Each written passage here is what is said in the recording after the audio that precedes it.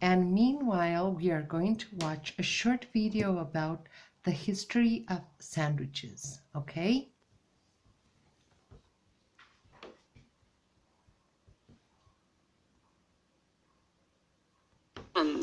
But the British sandwich industry is worth £8 billion a year.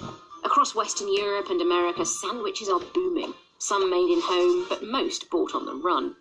It's been done for thousands of years, whether it's with flatbread or yeasted loaves, cheese or meat, especially by those eating away from a table, for instance working on the fields or as a casual snack.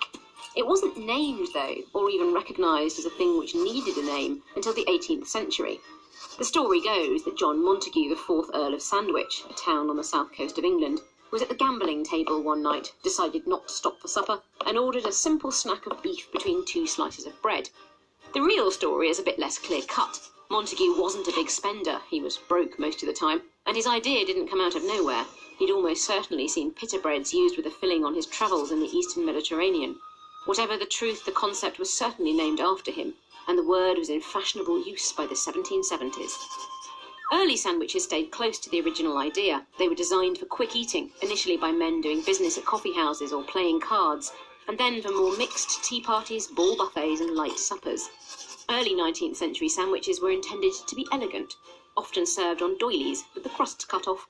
But the name was also used for the age-old worker's meal, thick bread, butter and a universal filling of ham, and by the middle of the Victorian period, sandwich sellers clustered around every factory gate. One writer called them mouth distorters, and pleaded for sandwich makers to make them delicate and delicious. His suggested fillings included bone marrow and nasturtium, potted woodcock, sliced sweetbreads, sea kale, and oranges soaked in brandy. A more humble alternative was provided by best-selling author Isabella Beeton. She suggested a toast sandwich, literally a slice of cold toast between 2 slices of bread, well seasoned with salt and pepper. It was, apparently, particularly well suited for invalids. In the 20th century, the British sandwich of 2 slices of bread and a filling was joined by other alternatives from overseas.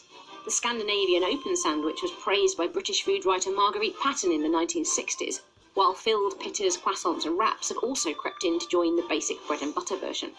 Toasted sandwiches came out of the States in the 1920s when the Toasty Maker was patented. The US had become sandwich central, even briefly having a National Sandwich Day on November the 3rd, the original Earl of Sandwich's birthday. But it wasn't until 1980 that the pre-packed sandwich made its first appearance in Marks and Spencer, and initially only in 5 stores. They were an instant hit, and now the working lunch is almost synonymous with a prawn cocktail sandwich, still M&S's biggest seller.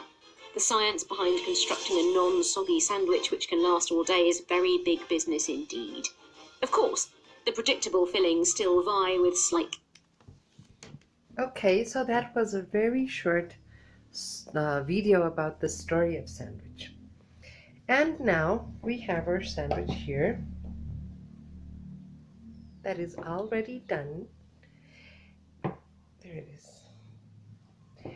And remember the vocabulary. Cheese, ham, and a bread toaster. Okay, boys and girls, that is all for today. This video is going to be in 2 parts because it got cut. Okay, take care. Lots of hugs and kisses, and remember, wash your hands. Love you.